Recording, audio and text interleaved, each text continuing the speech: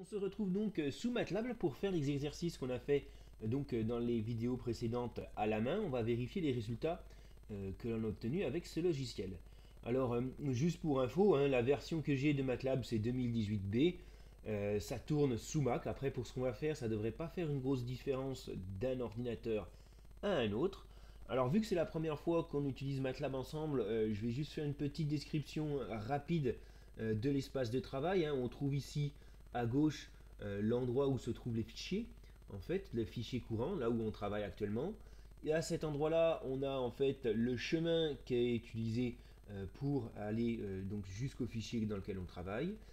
Dans la partie ici, donc Command Windows, c'est un endroit où on va avoir les résultats des programmes que l'on fait qui vont s'afficher. Et également, on peut taper des fonctions, peu importe, ici directement également. À droite, on a l'espace de travail, donc c'est là où va s'afficher en fait le nom des variables ici. Et dans la deuxième colonne, on va avoir la valeur qui leur sont associées à cet endroit-là. Et donc ici en bas, MATLAB nous dit tout simplement qu'il est ready, donc qu'il est prêt à travailler, et donc qu'il n'est pas en train d'exécuter des tâches en toile de fond. Alors il y a beaucoup d'autres boutons à prendre en considération, on va les voir petit à petit au fur et à mesure qu'on va faire des exercices. Mais alors pour l'instant, nous ce qu'on va faire, c'est qu'on va créer donc un nouveau script. Il y a plusieurs types de fichiers qu'on peut créer. Nous pour l'instant, c'est le script qui nous intéresse, donc c'est-à-dire qu'on va écrire notre programme à l'intérieur. Et alors moi je vais appeler ça MATLAB C5 MATLAB, donc en référence au cours 5.m. Donc .m c'est le type de fichier. Je fais un double clic dessus et là il va m'ouvrir une nouvelle partie s'il veut bien. On va recommencer. Open. Voilà, on y est. Donc elle a le nom du fichier ici en haut. Et l'espace, comme vous pouvez voir, hein, la commande Windows est affichée en dessous.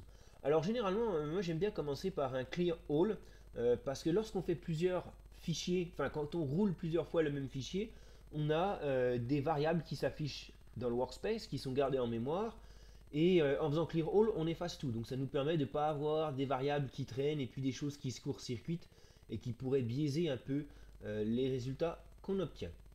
Alors, on peut donner un petit commentaire déjà pour avec donc le pourcentage ici. Nous, ce qu'on va faire, c'est donc on va calculer l'échelon unité, donc unitaire, dans le domaine de la place. Donc ça, c'est comme vous pouvez voir à l'écran, ça s'affiche en vert quand j'ai mis un pourcentage devant. Ça veut dire que c'est un commentaire, donc ce ne sera pas pris en compte comme une action à exécuter lorsqu'on va rouler le programme. Alors, l'échelon unitaire, on va utiliser avec MATLAB. Alors attendez, première chose à faire, en fait, c'est de déclarer la variable t, puisque l'échelon unitaire, c'est u de t. Alors, si on cherche des informations, par exemple, sur qu'est-ce que c'est que SYMS, moi je connais un petit peu les fonctions, donc à force on y va directement, mais là, avec help, on va pouvoir se rendre compte que, effectivement, SYMS, ça permet de créer une variable symbolique et des fonctions. Alors, on voit ici donc comment c'est la syntaxe qui est utilisée, hein, donc que ce soit pour les variables symboliques ici, là, ici on va avoir une fonction hein, dans laquelle on a une variable 1 et 2, 3, 4, etc. jusqu'à n, et généralement dans l'help, donc dans l'aide, va nous donner également une description, va nous donner des exemples qui vont nous permettre de comprendre un petit peu plus comment utiliser les différentes fonctions dans MATLAB. Donc ça c'est quand même pas mal utile. Et puis en combiné de ça, hein, si vous cherchez des fonctions particulières ou quoi, vraiment hein, chercher sous Google, on trouve tout assez facilement. Donc ici jusqu'à présent on a déclaré la variable t, et donc cette variable t, on va dire que u sous-entendu de t, donc là je déclare ma variable, est égal à heaviside, donc ça veut dire échelon unitaire, de la variable t. Et puis donc là je déclare dans le domaine temporel, et moi ce qui va m'intéresser c'est grand U, c'est-à-dire dans le domaine de la place, et la fonction à utiliser c'est tout simplement la place alors de U. Donc ma fonction, si je clique dessus, ici on voit bien un MATLAB assez pratique, hein, ça surligne en bleu pâle les deux U. Alors maintenant, si j'appuie sur Run pour voir ce que le programme me donne en sortie, donc là on voit Buzzy donc, qui est occupé, il m'a roulé donc le programme MATLAB. Et puis ici, donc la première ligne, enfin en tout cas la ligne 5, ici, me donne le résultat juste Heaviside de T. Donc là, on n'apprend pas grand-chose. Effectivement, on pouvait s'y attendre, hein. D'ailleurs, c'est un résultat qui ne nous intéresse pas vraiment. On va mettre point virgule à cet endroit-là. Par contre, U de S, comme on peut le voir, il nous donne directement 1 sur S. Donc ça, c'est intéressant. Et c'est effectivement le résultat, hein, qu'on avait trouvé et auquel on peut s'attendre concernant l'échelon unitaire. Alors maintenant, la fonction qu'on veut faire, c'était puissance M. Si vous vous rappelez, on avait fait une IPP et on avait fait également une récurrence pour trouver son résultat. Alors celle-ci, on va tout simplement... Alors dans ce cas-là, la variable t, elle est déjà déclarée en haut. Donc ça, c'est correct, on l'a. Maintenant, ce qui va nous intéresser, c'est également la variable m. Donc là, je vais déclarer une autre variable. Celui-ci, je vais le mettre en point virgule, on n'a plus besoin de l'avoir. Et puis donc f est égal à t puissance m. Donc là également, hein, ça ne nous intéresse pas vraiment de voir le résultat dans le domaine temporel. Par contre, grand F, c'est-à-dire qu'est-ce qui va nous sortir quand on fait la place de f, c'est ça qui va vraiment nous intéresser. Donc ici, je fais un run. Et on voit que, donc ici, ok, grand F, c'est égal à piecewise de quelque chose, blablabla, m supérieur à ceci, ok, gamma, s puissance m plus 1. Donc là, il nous donne un résultat, c'est peut-être pas forcément facile à interpréter de premier abord, mais ce que l'on va faire, je pense que, non, ça c'est pas ce que je voulais faire. Ce que je vais faire, décidément, avec mon clic droit, il est un petit peu... normalement, je sélectionne, je fais clic droit. Il est un petit peu nerveux là, je sais pas pour. Help, voilà. Alors, ici, on voit que piecewise, la syntaxe, donc piecewise, le résultat est stocké, donc dans lui, il avait appelé ça PW. Alors, on a... Ok, d'accord, donc ça, on peut le voir comme c'est quelque chose de conditionnel. Donc ici, on a une conditionnelle à gauche de la virgule. Et si cette condition est réalisée, on va avoir la valeur 1 en sortie. Donc lui, il a mis plusieurs conditions, puisqu'effectivement, il peut y en avoir plusieurs. Alors, ce qu'il faut voir, effectivement, donc là, il nous donne des exemples. Là également, je vous laisse regarder les exemples de votre côté si vous voulez creuser à ce niveau-là.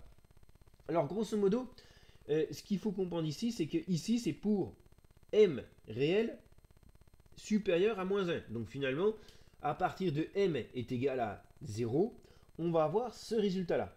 Alors ce résultat-là, en termes d'interprétation, alors le quelque chose divisé par s puissance m plus 1, ça correspond à ce qu'on avait trouvé. Nous, on avait trouvé m factoriel divisé par s puissance m plus 1. Alors ceci, gamma, la fonction gamma, c'est une fonction qui est utilisée notamment en mathématiques. Il est un petit peu, je ne sais pas pourquoi, embêtant à ce niveau-là.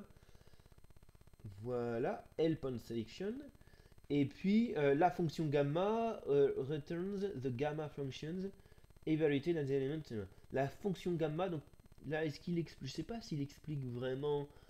Non, moi j'avais trouvé ça sous Google. En fait, la fonction gamma, je vais vous l'écrire ici. On ne le gardera pas parce que ça ne nous intéresse pas.